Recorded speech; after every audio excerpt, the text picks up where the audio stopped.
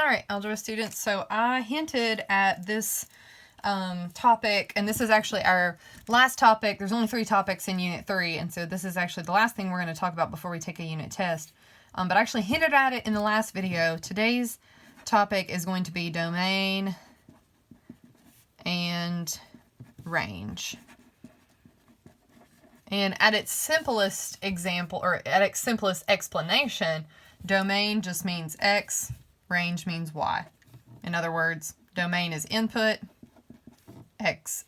range is output.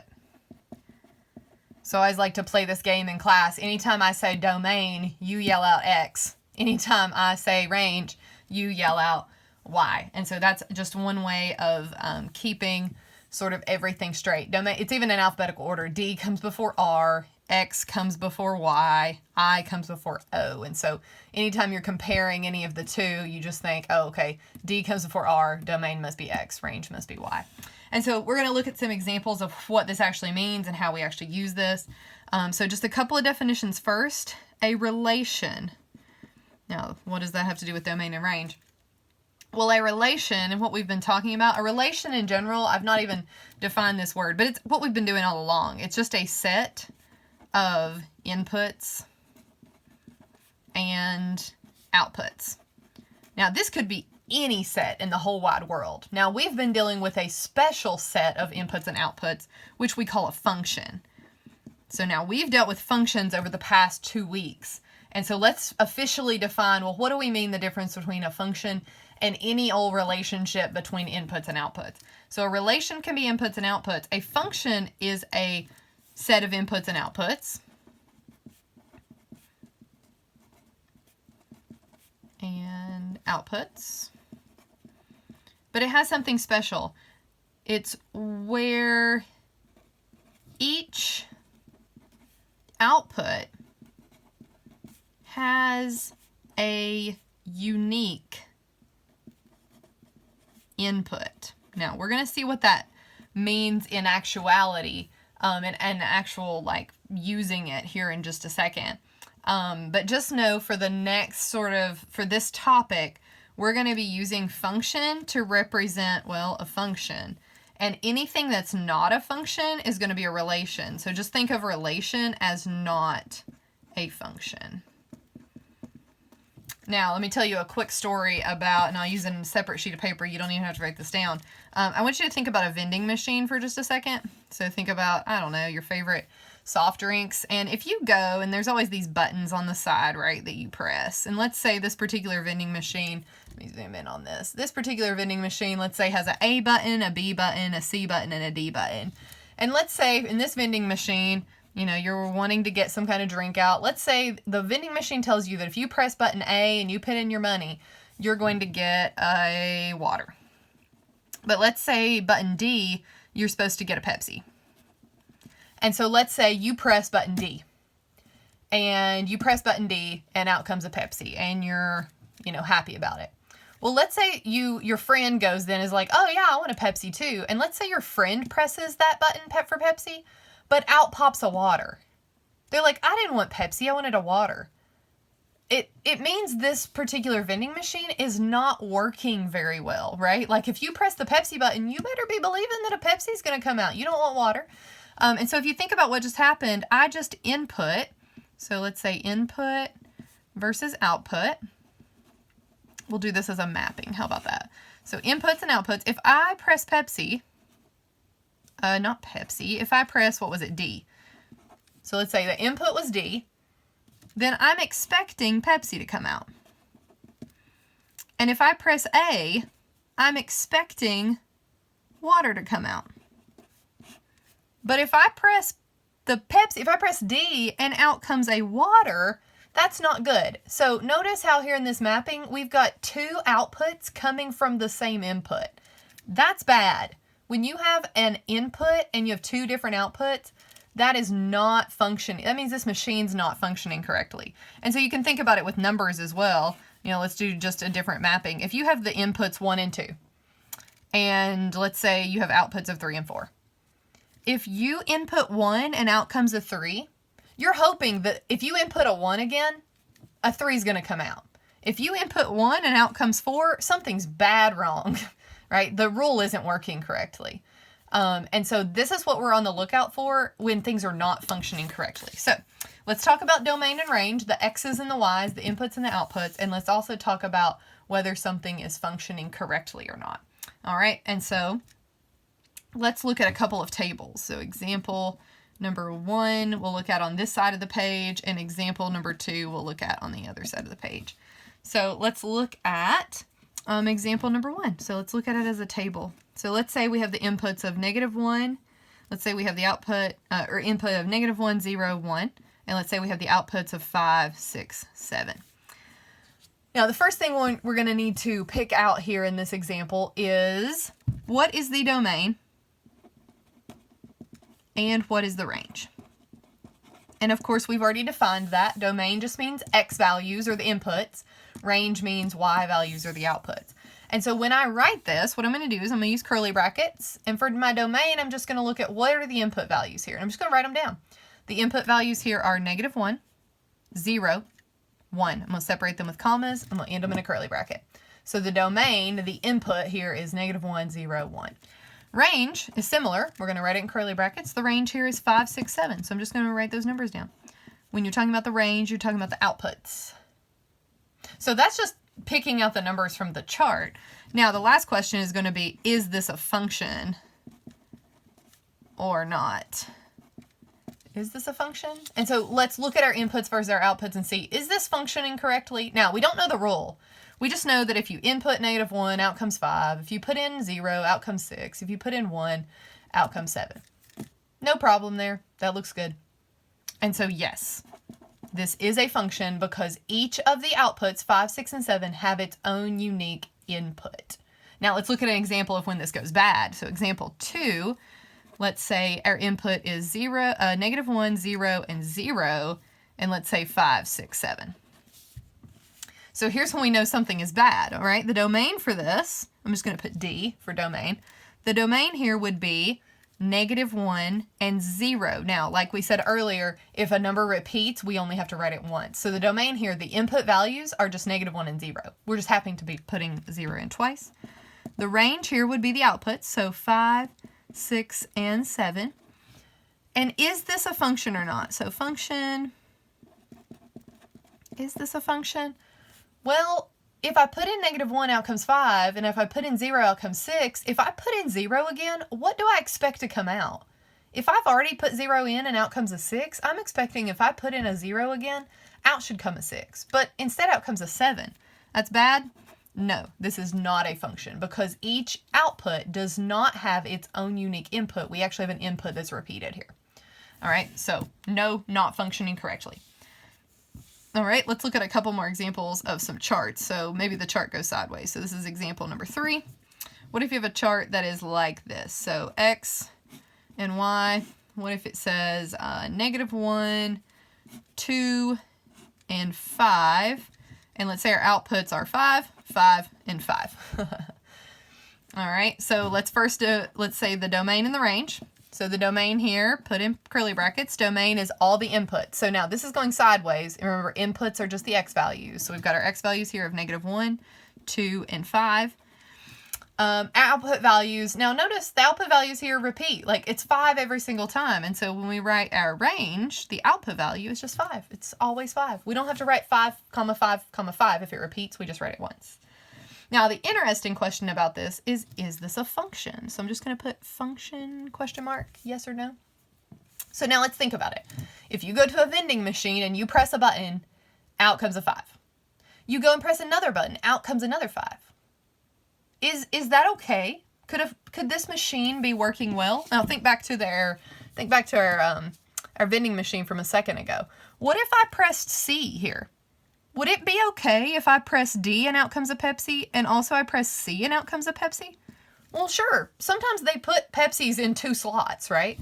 So it is okay to get the same output value, even if you're putting in different input values. Maybe the rule for this particular machine is that any number I input, out is going to come a 5. Maybe that's just the rule. That's an okay rule. It's a weird machine, but I would plug in 100 and out would come a 5. So this actually is a function. It feels weird. It's okay if outputs repeat. It is not okay, though, if we were to go back up here and put in a 2 and out came a 6. That would mean it was not functioning correctly. So output value, it's okay to repeat. Yes, this is a function. All right, let's look at a couple of examples with maybe some other forms of functions. So let's look at an example with some ordered pairs. So -1, 1 in ordered pairs. Can y'all see that? And then 2, 1, and then 3, 7. So is this, so first we're going to name the domain, we're going to name the range, and then we're going to ask ourselves, is it a function or not? All right, so domain is all the x values. Now remember, in ordered pairs, we've got x and y, x and y, x and y. So for the domain here, we've got x is -1. We've also got an x value of 2, and we've got an x value of 3. So I'm just going to go across through here and say, here's all my x values, write them down. Those are my domain values. Range here is going to be my y values. Well, we've actually got one that repeats. 1 appears twice. We only have to write it once. And 7. So the range is 1 and 7. Those are my output values. Now, we've already said, to be a function, it's okay if output values repeat. So the fact that 1 shows up here twice, I press the -1 button, out comes a 1. I press the 2 button, out comes a 1. That's fine. Am I putting in the same input, though, and getting different answers? -1, 2, 3? No, we're not. Right now, if I added on another one out here and said, in goes -1, out comes 7, that would be bad, because we've already said that -1 goes to 1. So this actually is a function. Yes, this is a function. It is functioning in a fine, fine way. We just happen to have 1 in 2 different slots as an output value. All right, let's look at maybe another form. So example number 5, let's look at a couple of mappings. So let's look at the mapping of 1, 3, 5 in the first input circle, and then the only output value of 6.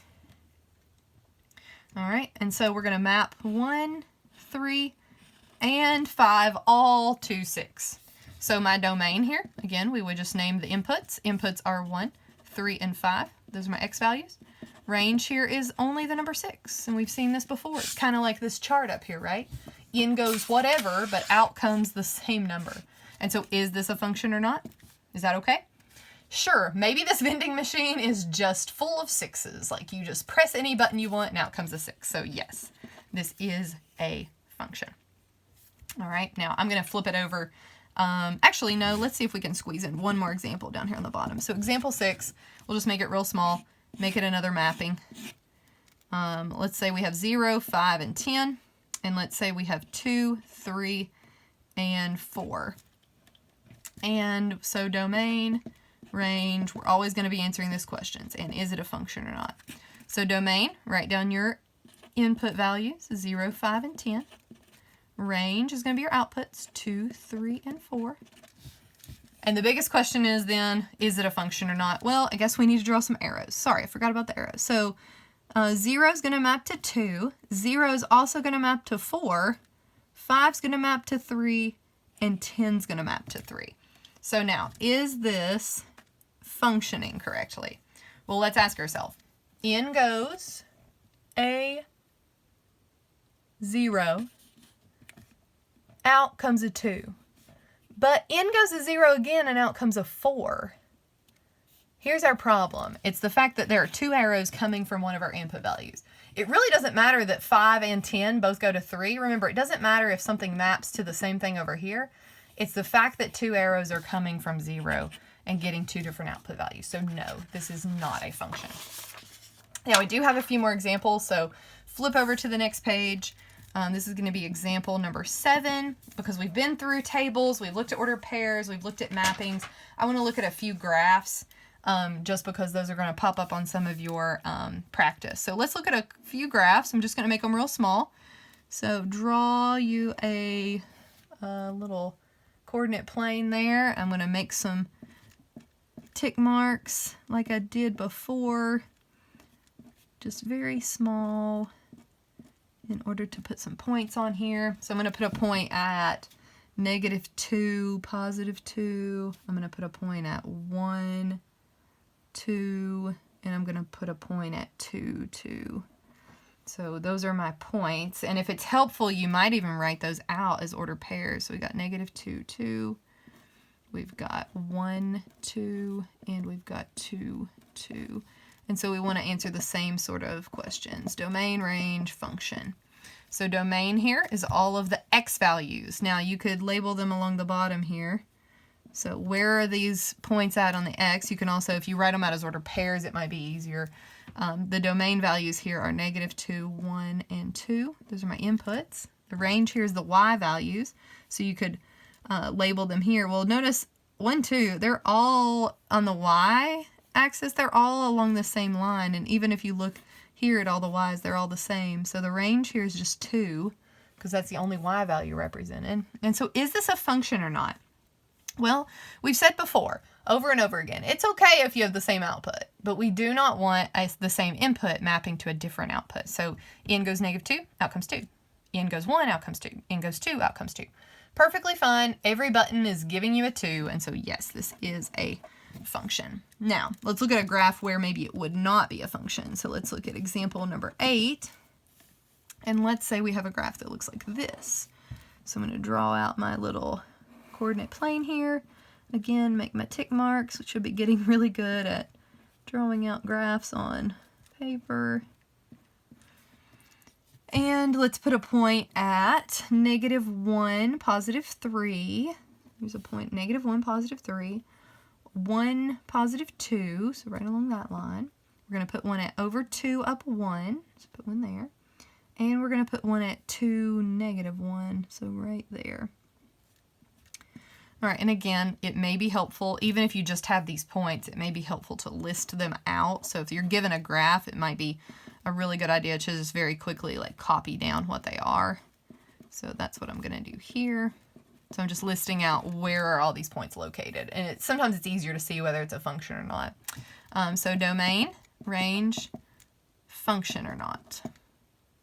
So domain here, inputs is all the x's, and again I can go along the x-axis to kind of label these. So there is a point at -1, there is a point at 1, and there are 2 points at 2. So my domain is going to be -1, 1, and 2. And I can see that from here as well. Just notice that 2 gets repeated.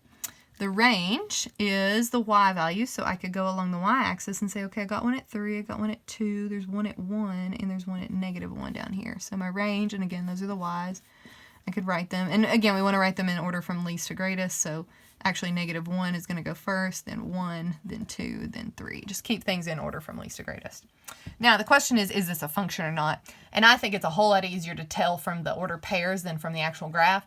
If you put in -1, out comes 3. If you put in 1, out comes 2. If you put in 2, out comes 1. But if you put in 2 again, out comes -1. So here is the problem, right? Because we put in 2 and we're getting out 2 different values. So that would be a big no. And one helpful hint about looking at graphs is what we would call the vertical line test for functions. All right, now here's how this works, and this is a way of helping you figure out if a graph is a function or not without actually having to write out the ordered pairs. If you've got a pencil, which hopefully you do, and you take, let's look at this first graph here. So we're focusing in on the graph for example number 7. If you take your pencil and you slide it across, do you see how you would hit one point at a time? So left to right, you hit this point, you'd hit this point, and then you'd hit this point and you'd be off. Well, remember, this was a function, and what this meant was that for every input, -2, -1, 2, we had an output that worked fine. But notice what happens here when I do the vertical line test. So when I hit the points, I hit the first point, I hit the second point. Do you see what happens here? Do you see how I hit 2 at the same time? And if I hold my pencil vertically, just like that, and I drag it across this graph, if you hit 2 points at a time, what that means is that you had an input value that actually had 2 different outputs. You got 2 points in a row. Now, it didn't matter that these were in a row across because we can, again, hit them at each one at a time. But if you run into 2 points at the same time, that indicates, no, this is not a function. So we're going to look at just a couple more examples because we've got to look at some graphs that are not just points. And we're going to use this thing called the vertical line test for functions to test this out. All right, so again, very loose sketch. I'm just going to draw my little coordinate plane here. My graphs are getting worse and worse all the time. I'm just going to put a couple of tick marks on this time. You don't have to make them, you know, very pretty. And here's what this graph is going to look like. So I'm going to actually draw some lines. I'm going to put a point here at -1, +1. And then I'm going to draw some lines like we've been connecting. And we're just going to make a V. Now, it doesn't matter exactly which way your V is, you know, whether your line is a little flatter than mine or what. We just want the idea of a sideways V on this graph. And so we're going to look at what's the domain, what's the range, and is this a function or not? And so remember, when I'm talking about the domain, remember I'm talking about x values, right? And so I want to look along the x-axis. So think about the x-axis here. I'm thinking about what values are actually included. So again, the pencil may be helpful. So notice I don't have a graph over here yet, but once I arrive right here, along the x-axis at least, when I arrive right here, I start having values. So there is a value starting at -1 on the x-axis. And notice this line picks up, like there's this line is made up of 1,000 different points, right? There's points all along this line on this graph. And so if we look at where these are going, well, is 0 included? Sure. There's points right here. Is 1 included? Sure. Is 2 included? Is 3 included? Yes, and actually these lines keep going. So if you can imagine what this would look like if I kept drawing these lines out, this line would extend all the way up through here, and this line would extend all the way here. And so how far would this graph go on the x-axis? It's actually going to go out forever and forever and for always, right? And so we have a special way of writing this type of domain. So for this one, we actually write an x, and we say, okay, the domain is all the x's, and then we put a little colon. And we have to restrict them, of course, because the x-axis does not get included this way. So we have to say it's all the x's where x is greater than or equal to -1. Now, where did that come from? Well, notice here along the x-axis, my whole graph started at -1, right? It did not go past this. It sort of pointed here. And so we could say it's all the x's that are greater than or equal to -1. It's everything that would be larger than that along the x-axis. Now, with the range, we think about, okay, range is up and down, right? That's the y-axis. That's all my y values. So let's think about what's included here. So think about if you took your pencil and you started way up high here and you started coming down, like at what point do you not have a line along the y-axis? Well, there's a line still there, there's a line still there, there's a line still there. Actually, this line goes forever and ever up, and it goes forever and ever down. And so the way we would write that is that y, such that y is all real numbers. Now, that may feel weird. We're getting ready to do another example, so hopefully you'll get a better idea. Now, an important question, though, is this a function? And this is where we go back to that vertical line test. Is this a function? Does it pass the vertical line test? So we take our pencil again and we drag it across from left to right and we ask ourselves, does it ever hit 2 points at the same time? Well, yeah, look, once I get past that initial point, my pencil is always hitting like an upper line and a lower line as far as my V goes. So it does not pass the vertical line test. And so no, this is not a function. All right, let's look at example 10. So let's look at something that's more like U-shaped. And I'm just going to do this very, very rough. So we're going to put a point again here at -1, +1, but I'm just going to draw like sort of a U shape. It's going to look like this. And notice my graph again doesn't go below this point. And then I've got arrows going off. So domain, range, and is it a function or not?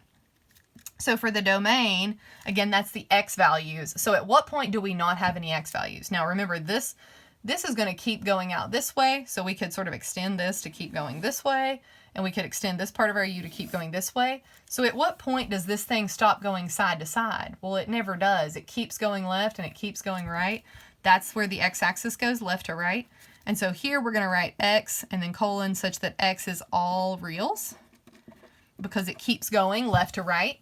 However, for our range, we do have a restriction because it does not always go up and down, right? Remember, range is the y going up and down. It does go up forever, right? These values are always going to be up here, but y's are going to stop when they reach 1 right here. So again, this is the y-axis, so we're looking at this point. They do not go below 1. And so we're going to write this such that y is bigger or equal to all things above 1. So this is up and down is what we're referring to. Is this a function or not? Well, take out your pencil, drag it across. So if it's a function, we will never ever hit 2 points at the same time. So far haven't hit 2 points. So far haven't hit 2 points. Nope. This will always, always, always only be 1 point at a time. So yes, this u up and down is actually a function. So think about what this could look like. You know, if you turned a u sideways, of course that would not be a, oops, make sure you can see this. A u sideways would of course not be a function. A straight line, if we just had a line going like this, that would be a function because it passes. And actually if you had a v up and down, that would be a function, right? Because you don't ever touch 2 points at the same time. So no to anything that's sort of sideways, but yes to anything that's sort of sitting upright, and again passes the vertical line test. So the things that you're going to practice, and make sure again you have all these examples written down, the things you're going to practice as far as domain and range include picking out the inputs, picking out the outputs, and telling whether it is functioning correctly or not. So make sure you have all these examples of tables and mappings and ordered pairs, and of course this final page of graphs to go back and look at as you're practicing whether picking out something is a function or not.